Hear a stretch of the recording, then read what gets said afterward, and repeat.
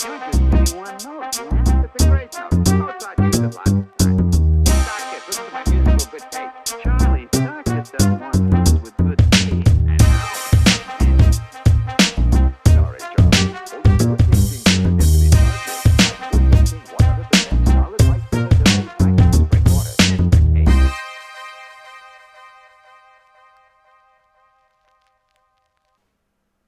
Hello, hello. Welcome again, everyone. We're back from the north. It's been a little while because I finally got COVID. So, two from the Oh, north no longer stand strong. But we have a very special first show of the year and obviously a lot to talk about, especially about what we're going to be talking about today. Once again, the mess that's been going on in Venezuela with the interim government, but also just general. We want to get the vibe in Caracas, in Venezuela. And for that, we have a very, very special guest today. His name is Alejandro Armas. He's a Venezuelan journalist who lives in Caracas. So we always get super excited when we can actually get a Venezuelan in Venezuela telling us what is up. So thank you so much, Alejandro, for joining us from the north. thank you guys. It's a pleasure to be here with you. No, thanks for coming over. We've had three guests, I think, in the program in the show that have come from or joined us from Venezuela. One of them really had very bad internet connection. The other one just had like a blackout in the middle of the interview.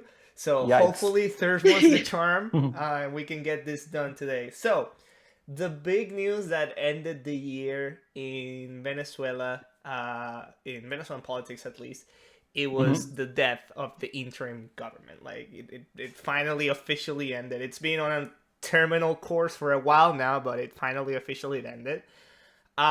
So maybe for those of the people who watch us who or listen to us that are not very familiar with what's going on, could you give a But little also, by the way, I'm not familiar with what's going on. And I was going to say this, like asking Hmm. Alejandro a summary of the situation, because I think if I stopped paying attention and I was obsessed, nobody abroad knows what's going on. As a matter of fact, I haven't seen these news featured in any like big paper or anything. No one has heard of what happened with Juan Guaidó. Like it's kind of just a dead story. So yeah, Alejandro, can you give us like a summary for those of us who I'm still kind of, I mean, I know they over, like, yeah, just tell me what happened, so please. for everyone and Okay. everyone. No worries. I mean, it's easy to be confused if you lose track at least for a moment because things here are so confusing that some people here are well confused about it. But essentially, the interim government was created 4 years ago, in January 2019, with the purpose of, as its name states, being interim. It was supposed to be short-lived. It was supposed to generate a transition, a democratic transition, thus putting an end to the Chavista hegemony in Venezuela, to this authoritarian And government. Venezuelans supported this, by the way. It wasn't just like the CIA, as many people abroad No, no, no, said. At the no. beginning, we Mhm. supported this. Absolutely, yes, yes. When the interim government began, it had major support. It was supported by, according to some polls, by around, let's say, at least 70% of the population. But as it became clear that the opposition that was behind the interim government didn't have a strategy to generate this transition, well, the interim government naturally started to lose support. People got frustrated, they got disappointed, and time went by. Everything has stayed the same, and so eventually this opposition parties that were behind the interim government, most of them decided to put an end to it. We're talking essentially about four of the biggest opposition parties here in Venezuela, which are, I'm going to translate their names from Spanish to English: Justice First, Democratic Action, A New Time, and the People's Will. Now, the three of the first three I mentioned, decided to put an end to the interim government, whereas People's Will, which was the party to Juan Guaidó himself was part of, officially, at least until 2020, didn't want this to happen. They wanted to continue the interim government So they start fighting over this. The fight becomes nasty. They start exchanging accusations of, treason, corruption. I know some of this sounds melodramatic, but that's how things became here. And eventually, since the interim government was a product of the National Assembly elected in 2015, and the parties in this assembly that wanted to put an end to the interim government had a majority, eventually they prevailed, and the interim government was dismantled. But did they go through the whole like official thing? Are they still voting as if they were like a congressional body, like as the National Assembly? They meet and they vote? Like that's what I don't understand, because they don't have like, do they still go to the physical building to vote? I don't think so. No, not at all. They don't. They haven't been to the official seat of the National Assembly. If I remember correctly, they haven't done this since 2020. Now I know this sounds confusing for anyone who hasn't been following Venezuelan politics, but there's basically like two national assemblies. This one elected in 2015, controlled by the opposition, and another one elected in 2021, which is controlled by Chavismo. They are the ones who occupy the official seat of the National Assembly, whereas the National Assembly elected in 2015, controlled by the opposition, they meet by Zoom, pretty much like we are doing right now. That's how they ended the interim government. Okay, Zoom. That was my question. Oh my God. So it was, but is it even like enough votes? Because so many of these members are in exile, or do they vote from exile? Like, I just can't imagine the procedure of like ending the interim government. And what was the vote? The interim government ends, or we're going to choose someone else to lead it? Well, yes, just as you mentioned, many of the opposition deputies in this National Assembly, they're in exile. This is one of the reasons they use Zoom or other digital platforms to meet. Sometimes things get pretty messy, and they did when the voting took place to decide what to do with the interim government because of technological issues. Some of the deputies that were elected in 2015 were not present, so their substitutes got to vote.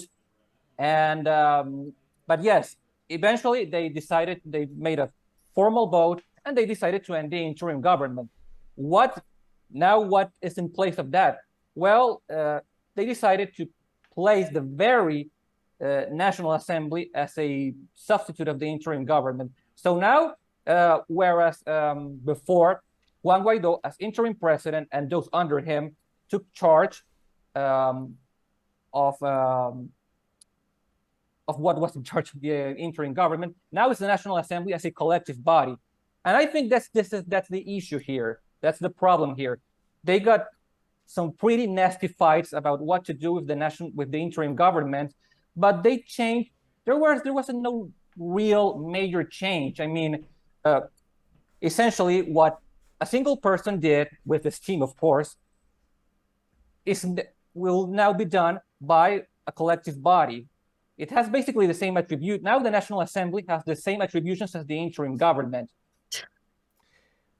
But like, so what? There's a conversation about that because a lot of the things that were discussed, especially by the people who didn't want the interim government to end, is what was going to happen with the few victories that the interim government did get, like controls some of the assets of the Venezuelan government in the United States and different countries, the diplomatic wins, like expired passports being recognized and so on and so forth.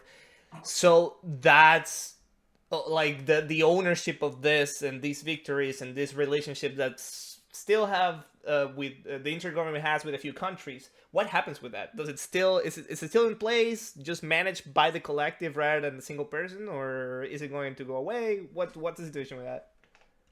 It's still in place, at least partly. When the vote took place to eliminate the interim government, there was indeed a lot of uncertainty about what was going to happen with these, especially regarding those assets that you mentioned. The only real victory that the interim government got in terms of factual power during all of its existence was that some assets, some Venezuelan public assets abroad were taken from Chavista control by the governments of those countries and placed in the hands of the interim government. So there was a lot of uncertainty about what was going to happen with the assets. Some people speculated that they would return to Chavista hands.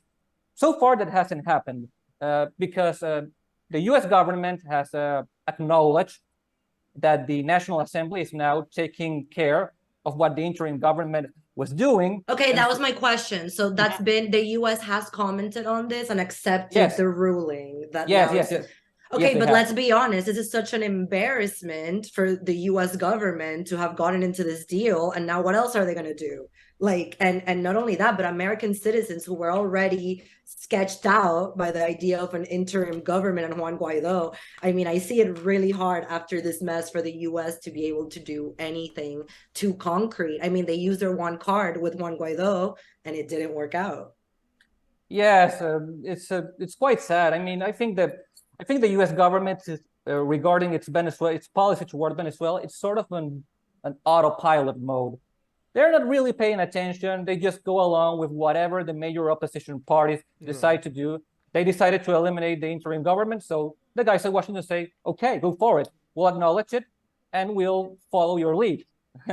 So who's gonna be the leader of the? I mean, I'm a Venezuelan. I do understand that everyone in Venezuela, like, basically is tired of the establishment opposition, as I call them. But internationally, you know, probably Leopoldo Lopez is the most famous face. He's selling Bitcoin now. I saw this, but I also don't know if you guys saw that apparently Leopoldo was in some meeting about this and he started going all out against the other party, Primero Justicia. Sorry, ¿cuál es la de Julio Borges? Primero Justicia, it is. right. It is. So yeah, Leopoldo Lopez is all out accusing another opposition leader of basically corruption, saying he handled the most resources.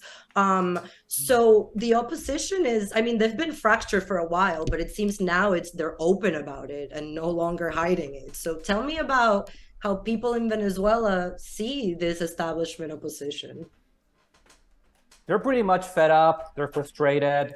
They don't want anything to do with it. They're actually, I like to say that most people in Venezuela are depoliticized. They're not really paying attention to national politics because the vast majority of them reject the government. They blame the government for low quality of life, for the economic crisis, the humanitarian crisis. But at the same time, they don't support the opposition because they feel that the opposition has failed, that the opposition leadership can't fulfill its purpose of generating a democratic transition in Venezuela. And so, since they don't support the government and they don't support the opposition, they don't really pay attention to politics. They withdraw to their private lives. They try to, most of them just try to survive. Those with, the few with enough resources try to do well with what they have. And that takes us to the bubble that Edu spoke with Tony in the last episode, right? And all these things we've been seeing of new things in Caracas that people are enjoying, like dinner in the sky on a tow truck or whatever it's called in English, la grúa. I did a bad translation on it, but yeah so I got you in a lot of trouble on Twitter, right? Well, when am I not in trouble? But Alejandro, I want to know your opinion, not as a normal Venezuelan, but as someone who knows politics, knows the system. What went wrong here? Who's to blame? Because Juan Guaidó did have all the support. I mean, I'm asking the question all Venezuelans are asking themselves. They had all the support internationally. They had the people's support inside. They had economic resources, that has to be said, and it didn't work out. Why?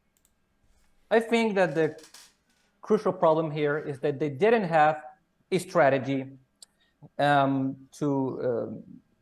generate a democratic transition. They didn't know how to pressure Chavismo to accept that they have to go away, even if it isn't in a negotiated way, even if there's a transitory stage in which they share power, and eventually they organize free and fair elections, and whoever wins. They didn't have a strategy to fulfill any of this. They essentially, initially, when the interim government was created, there were very high expectations that other countries, especially the U.S. government, were willing to go all out to do anything it took to do away with Chavismo. And so they say, even if they will never acknowledge this, what I think they thought was, well, we'll let the Americans take care of it. They'll do whatever it takes, and we don't have to do anything more. I think they got too carried away with foreign support, which, I mean, foreign support is essential. International pressure over the Venezuelan regime is essential. Without it, we're not going anywhere. But at the same time, inner pressure was necessary. And this is where I think all things were wrong. Everything went wrong. They didn't have a strategy for inner pressure to combine with the outer pressure. I think that the combination of both sources of pressure would have made a difference, but they didn't have it. They didn't. They didn't have a plan to, like, for instance, summoning protests. And I know that calling for protests in Venezuela is a bit of a taboo because fear of repression. But unfortunately, without some sort of national mobilization, without people raising their voices, I think we're not. That's the opposition's only currency. On this show, we always talk about the cycle in Venezuela, which is protests that then give opposition leadership some sort of power to negotiate. And then every time they have wasted that power that they get from Venezuelans going out into the street and protesting and dying, because we know it's a life or death situation in Venezuela. And that brings me to something that I think kind of ties into this whole debacle of the interim government and this cycle that the Venezuelan opposition has: protests, go to vote, protests, go to vote. It seems that the it's not a consensus yet, obviously, but with all the factions of the opposition that are coming in, because this is just like a feud within one of the 3 or 4 factions of the Venezuelan opposition that there is right now. Right. And it seems that for the most part, all of the other oppositions and part of this opposition, the classical opposition that was in the interim government, it seems that they're going all in for the voting strategy, which, and I think we can all agree, will really not get you anywhere. If anything, it probably helps the government to fulfill their narrative. But does this have to do, like, is that part of the reasons why the interim government faded away, as a kind of like bargaining tool with the government to have like good faith in elections or something like that? I'm not sure if this is the case. I'm not sure if really in the dialogue that is currently taking place between Chavismo and the opposition, I don't know if the opposition made an offer like, okay, we'll dismantle the interim government because we know you don't like it. We know it angers you. And in return, we'll get some concessions for the upcoming presidential election in terms of fairness. Yeah. I don't know if that took place, but what I'm pretty sure happened is that most opposition parties realized that the interim government was not fulfilling their purpose, they said, well, we need something new. We need a new strategy. We had to do things differently. The problem here is that they acknowledge that the interim government failed, but now they're returning to another failed strategy, which is going to elections, but not taking into account the undemocratic, utterly authoritarian context these elections are going to take place in. They're focused on choosing a single unitary candidate, that's necessary, but it's not enough. It's not even the most important thing. I think that if the opposition really wants to make this upcoming presidential elections, scheduled for 2024, if they really want to make them a chance to attain a change of government, they need to have a strategy that takes into consideration that Venezuela is not a democracy. And no one is talking about this. They're not. But that's No. the issue that I'm concerned about. And we always, Edu and I talked about this. We really no longer supported Juan Guaidó because we felt he fumbled it. But at the same time, we don't want the international community to now accept Maduro because I feel that Guaidó did a good, not Guaidó personally, but you know, the opposition did a good thing with the Guaidó situation, getting the international community to say Venezuela is a dictatorship. We've already seen the beginning of the coronation of Guaidó again. We haven't talked, Edu, about the UN climate summit where he was accepted as the president of Venezuela. That has already started. And can we ask other countries for something else? I mean, they have to deal with someone. So it seems that to me, those elections, and we've seen it so many times, would be the nail in the coffin to once again accept Maduro as the president of Venezuela. Yes, indeed. This is already taking place. Most countries are not going to wait for they're not going to wait another year for the Venezuelan election to choose who they're going to talk to handle their issues and their interests in Venezuela. Most of them, even the ones who acknowledge Guaidó as the president of Venezuela, most of them are back to dealing with Maduro directly. Macron, who was one of the big supporters of the opposition, was pictured looking quite friendly with Maduro. And like I said, I'm not even blaming them. Like these guys are focused in their own countries. Like especially the Biden administration needs oil. They are going to sign that waiver for Chevron. Like who can we blame if the opposition didn't deliver? You know, that is going to happen. Yes, exactly. It's really sad because the opposition had overblown expectations about what the international community was going to do for them, and at the same time, the international community, seeing that the opposition wasn't achieving government change in Venezuela, they thought, well, we can't be like this forever. We have to deal with someone in Venezuela, and if the opposition is not getting things done, we'll have to do it with Maduro, whether we like it or not. Especially after the Russian invasion of Ukraine and oil prices going really, really up, and many European countries wanting something to replace the Russian oil they were buying. Now they're thinking of Venezuela as an alternative. And if, in order to do that, they have to deal with Maduro, they'll do it. They're already doing it. Edu, do I let you talk or do I keep going? Because I have so many questions. I'm looking for a tweet that I wanted to share with you guys and hear your thoughts about it. It's by he is called Alejandro Armas, I think. What's his name? I have it here. Give me a sec.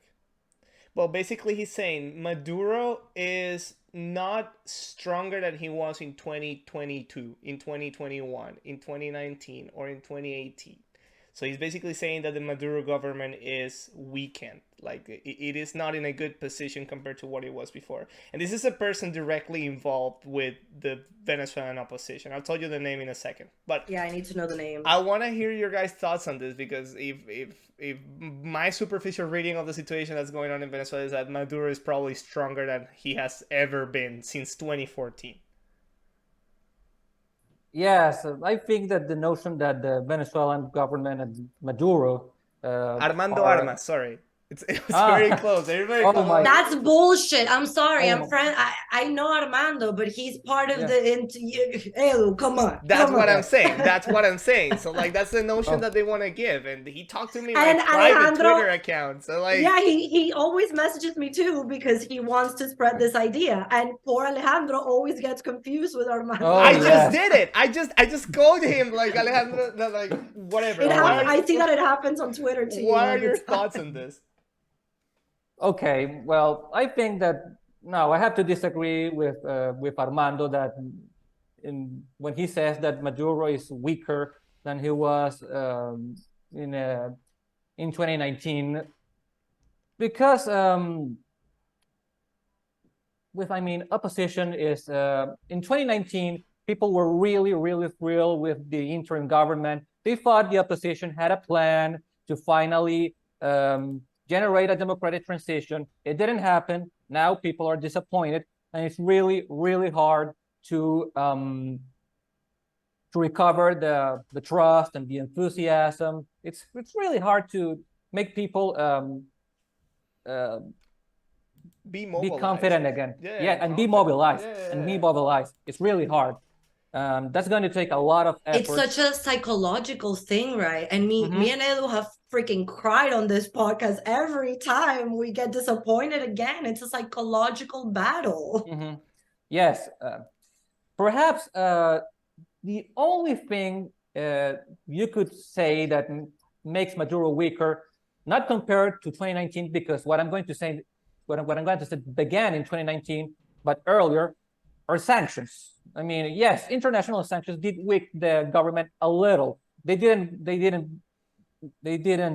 were not an existential threat. They never were just about to make the Maduro regime collapse, but they do annoy them.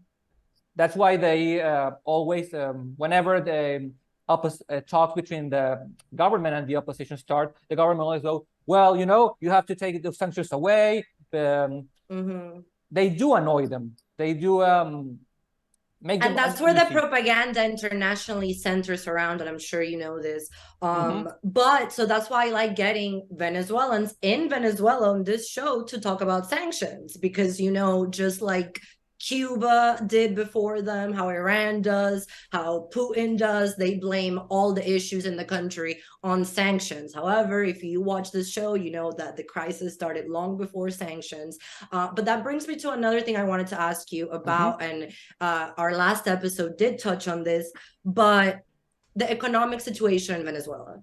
There's reports that the economy is expected to be the growing the most in Latin America this year or something like that. Well, you're growing from zero. Exactly. So I want to explain the context. But also, yes, sanctions harm the Venezuelan oil industry, but particularly the sanctions against regime officials are the ones that bug them the most because they can't go out and spend their money. However, there has been some positive consequences of sanctions for Venezuelans, right? Because the economy has been dollarized and people have a bit more freedom if they can get their hands on dollars. Tell me a little bit about that, because the story that people are saying that Venezuela is better now. Tell me about that, how the economy has improved or not improved, and who gets to benefit from those improvements and who doesn't. Okay. So what I'd like to say is that we're not good. We're not good at all. We're just a little bit better than we were in, say, 2018, when we got a hyperinflation, when basically all basic goods were really hard to find, and now you don't really have to search a lot to get a hold on basic goods, but they're still quite expensive. I mean, we don't have a hyperinflation as we did in 2018, but still things are really expensive. So it's still for poor Venezuelans, and poor Venezuelans are the vast majority of the population. They're still really having a pretty rough time, and so yes, we're not as bad as we used to be, but that doesn't mean that we're good. And there's no reason to expect that we're going to be really good in the future. Not while the Chavista regime is still in charge. And to go back to the other Armas's comment, I think the fact that that Venezuelans feel a little more alleviated with the economy makes the regime safer. If people are, when is a regime at its most vulnerable? When people are ready to go out and kill for food, That's another thing that I think it's important to discuss. That one of the effects that the sanctions have had is that it has made the Chavismo regime sanction proof. If or at least that's the way I see it. Like, if these sanctions happen at a time where there was coordination from the Venezuelan opposition to be mobilized to seek for an alternative, for a way out of Chavismo, and you had a real effort of the international community, and you couple that with sanctions, you maybe could have a little bit more pressure into the government to actually do something. But now you had the sanctions, time flew by in Venezuela, and the Chavismo is stronger as ever as a regime. And now sanctions are not gonna work against it because yes, it bugs them, but now they have found a way to keep living and keep stealing money by just laundering money within the nation. So like I feel that's something And that by the way, doesn't get they discussed as learned much. they learned how to deal with sanctions from their international allies. In Iran, Yeah. they did it before them. In Russia, they've done it before them. Sa- In Cuba, they've done it Sanctions before don't work them. anymore because they've been sanctioned for such a long time that they have figured out how to make it work. They've adapted. They've adapted to sanctions. They still want them away, of course. Of course. But they've adapted. That's why I said that sanctions never really were like an existential threat to them, and